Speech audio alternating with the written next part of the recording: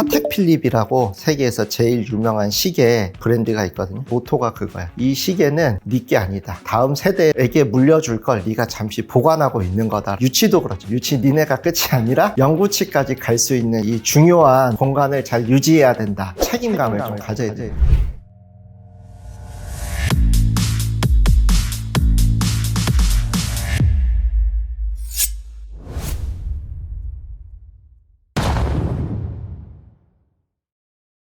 안녕하십니까. 치과의 성지원 채널의 성지원 원장입니다. 요즘 저희 치과에서는 초등학교 검진 기간을 맞이해가지고 초등학생 검진을 실시하고 있습니다. 그래서 오늘은 유치 관리는 어떻게 하는 것이 좋은 거고 얼마나 필요한 것인지에 대해서 말씀을 드려보려고 합니다. 일단은 유치에 대해서 어차피 빠질 치아니까 썩어도 되는 거 아니야? 이렇게 생각들을 많이 하시는 경우가 좀 있기는 해요. 아무래도 영구치보다는 중요도가 떨어진다라고 생각할 수도 있을 것 같습니다. 근데 마냥 쉽게만 생각할 것이냐라고 하면은 그거는 아니라는 부분에 대해서 먼저 말씀을 드려볼게요. 유치 관리를 왜 열심히 해야 되느냐? 일단은 유치는 구조적으로 영구치에 비해서 조금 무릅니다. 영구치 같은 경우 충치에 크게 이완될 가능성이 높지는 않기도 하고 설사 충치가 생긴다고 해도 속도 자체가 빠르지는 않습니다. 그런데 유치는 구조 자체가 무르기도 하기 때문에 그리고 관리를 잘 못하는 시기이기도 하기 때문에 관리를 더 열심히 해줘야 되기도 한다. 두 번째는 유치는 영구치의 안위에도 굉장히 영향을 미치는 경우가 많습니다. 첫 번째로는 유치가 충치가 심해져서 뿌리에 염증이 생기게 되면은 그 뿌리 밑에는 영구치의 치배, 영구치가 생기기 위한 치아에 싹이 존재합니다. 싹이 오염된다라고 하면은 치아의 색이 갈색으로 나온다거나 형태가 이상해서 나오는 경우도 있고 심지어는 영구치가 새로 맹출하는데 충치가 발견돼서 올라오는 경우도 있긴 하거든요. 그런 상황까지 만들지 않는 것이 중요할 것 같고 유치의 기능 중에 하나가 공간을 유지해 주는 거죠. 영구치 어금니 같은 경우는 유치의 뒤쪽에서 올라오고 있거든요. 근데 만약에 그 앞에 있는 유치의 어금니 부분이 먼저 소실돼서 원래 유치의 어금니들이나 송곳니가 차지하고 있어야 되는 공간이 줄어버리면 이제 영구치가 제대로 올라올 공간이 그만큼 줄어들 수밖에 없거든요. 영구치가 올라올 공간이 줄어든다라는 거는 부정교합으로 발전될 가능성이 굉장히 높다라고 생각이 되어집니다. 원래는 부정교합까지 가지 않고 이쁘게 날 영구치의 공간을 가지고 있었음에도 불구하고 부정교합이 생기는 경우도 있기는 하거든요. 그렇기 때문에 추후에 영구치의 위치 관계, 교합 관계를 위해서라도 유치 관리를 잘 해줘야 된다라고 생각하시면 될 것 같습니다. 또 하나는 심미적인 부분하고 발음의 문제거든요. 만약에 앞니가 충치가 생겨서 까맣게 있거나 치아가 비어 있게 되면은 본인 스스로 어색함을 느껴가지고 웃거나 하는 거에 주저하는 경우가 있다라고 합니다. 친구들도 그렇죠. 애들은 순수하기 때문에 너 이빨 왜 그래? 막 이래버리면은 정서적으로 위축되고 그리고 이제 앞니가 빠지게 되면 발음의 문제가 생기기도 하죠. 어릴 때 같은 경우는 언어를 습득하는 중요한 시기인데 앞니가 빠져 있으면 발음을 하고 언어를 습득하는데도 영향을 미친다라는 연구 결과도 있습니다. 빨리 빠지게 되면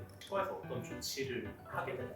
만약에 빨리 빠지게 되면은 공간 유지 장치를 해서 그 공간이 그대로 유지될 수 있도록 하는 게 이제 첫 번째 방법이고요. 그리고 앞니 같은 경우는 이제 만약에 빠지면은 영구치가 올라올 시기라고 하면은 지켜보면 되기는 하는데 충치나 다른 이유 때문에 빨리 빠져버리면은 고철적인 방법을 통해서 도와주려고 합니다. 그래서 이제 유치를 시기적으로 어떻게 관리하면 좋을까에 대해서 말씀을 드려볼게요. 일단은 6개월까지는 치아가 잘 올라오지 않거든요. 그래서 젖은 꺼져가지고 잇몸하고 혀를 닦아주는 정도면 충분하다고 합니다. 세균들이 붙어있을 때도 없다 보니까 많지는 않은 시기긴 하거든요. 그래도 잇몸하고 혀 부분은 관리를 해주시는 게 좋을 것 같습니다. 그리고 6개월에서 12개월은 치아가 이제 막 올라오기 시작하는 단계거든요. 그때는 치약을 사용하시는 것까지는 추천드리진 않습니다. 치약을 사용하게 되면 아이가 뱉어내는 습관도 없기 때문에 먹을 수 있기 때문에 그런 것도 있긴 하고요. 물이나 소화용 구강 세정제가 몇 가지 있다고 하거든요. 그런 거를 실리콘 칫솔 같은 걸로 브러싱을 해주면 좋을 것 같다. 그 다음으로 만 1세에서 3세의 경우인데요. 첫 번째 어금니가 나오기 시작하면은 양치질을 스스로 하면 좋기는 한데 현실적으로 어렵습니다. 그래서 이 시기에는 아이가 뭔가 하려고 하면 한 번 정도는 다 확인을 다시 하고 부모님이 좀 더 해줘야 되는 시기라고 생각을 하고 있습니다. 이후에 만 4세에서 6세에는 본인 스스로 양치질을 할 수 있는 시기라고도 보거든요. 본인이 이제 치약을 뱉어내는 습관도 있기 때문에 성인용 치약을 쓰셔도 되는데 아무래도 막 맹추라는 치약 같은 경우는 구조적으로 약한 부분이 있기 때문에 불소 함유된 치약을 써주면 충치 예방에 도움이 될 수 있을 거라고 생각하고 있습니다. 이때부터는 치과 검진도 서서히 오고 치료해야 될 부분이 있으면은 치료도 해야 되는 시기라고 생각하고 있습니다. 그리고 이제 영구치뿐만 아니라 이제 유치 같은 경우도 어금니가 올라왔을 때 실란트를 해주면 좋기는 하거든요. 근데 사실 실란트를 저희가 마냥 권장드리기는 불편한 부분이 있는 게 영구치의 큰 어금니 같은 경우는 나라에서 보험을 상당히 잘 해주는 편이기는 합니다. 근데 유치 같은 경우는 그 실란트를 하게 되면 100% 본인 부담, 비보험 진료이기 때문에 보호자분들께서 경제적으로 부담을 느끼시는 경우도 있기는 하거든요. 그래도 해주는 게 저는 나쁘지는 않다라고 생각을 합니다. 오실 때마다 그리고 불소도포도 해주면 더 좋을 것 같습니다. 불소 치약 같은 것도 막 고민하시는 분들도 있는데 무불소 치약을 쓰는 거는 불소를 먹거나 했을 때 뭐가 안 좋을까 봐 걱정하는 거잖아요. 근데 내가 알기로는 불소 같은 경우는 이제 조금 과량으로 섭취해도 배설되는 걸로 알고 있거든요. 무불소 치약을 찾아서 쓰는 게 그렇게까지 해야 되나? 또 그럴 수는 있죠. 불소에 굉장히 과민하게 불편함을 느끼거나 하면 의미 없다라고 생각하진 않습니다. 4세에서 6세 유치가 이제 막 나오고 얘네들이 관리돼서 영구치가 어떻게 잘 자리 잡느냐에 큰 영향을 미치는 중요한 시기라고 생각하거든요.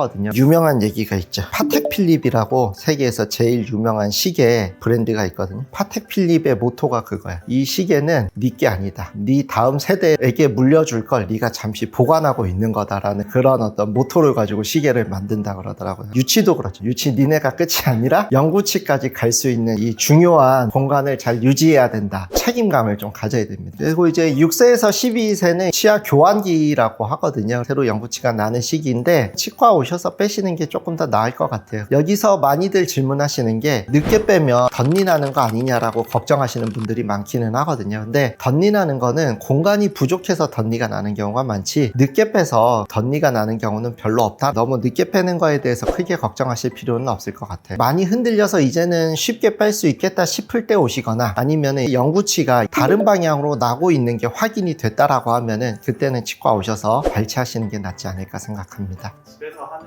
발치는 별로 추천을 하지는 않으시나요?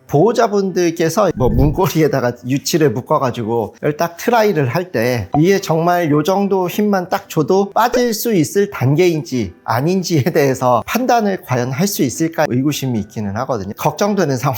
지금 그렇게 해가지고 도저히 빠질 상황이 아닌데 그렇게 하면은 아이한테 큰 트라우마가 될 수도 있겠다. 그냥 치과 가서 정확하게 맡기는 게 낫죠. 별일 없어도 3개월에 한 번씩 오면 언제 뺄지 아직 빼지 말아야 될지 다 알려드리니까 그냥 오세요. 그리고 이제 요 시기에 이제 영구치들이 올라오는 거, 유치들이 공간을 잘 잡아주고 있느냐, 그리고 턱의 성장 정도를 보면서 이 친구가 이제 교정을 해야 될지 말아야 될지, 한다면 언제쯤 해야 될지에 대한 시기를 가늠하거든요. 그래서 턱의 성장을 조절해야 되는 성장기 교정이 필요한 경우에는 요때쯤 해가지고 교정 상담도 받아보고 얼굴의 성장도를 볼 수 있는 두부 계측 방사선 사진이라고 있거든요. 그것도 한번 찍어보는 것이 좋을 것 같습니다. 영구치 중에서 큰 어금니 총 8개가 있거든요. 그 8개 치아에 대해서는 보험 적용으로 실란트를 해주고 있거든요. 해당 사항이 되면은 웬만하면 그냥 하고 가세요. 오늘 내용의 핵심은 유치 관리를 좀 더 잘 해야 되겠다라는 생각을 가지셨으면 좋겠다. 곧 빠질 치아니까 편하게 생각할 게 아니라 추후에 우리 아이의 치아 건강을 위해서 중간 단계라고 생각하시면 될 것 같아요. 영상을 보시고 유치 관리에 더 신경 쓸 수 있으면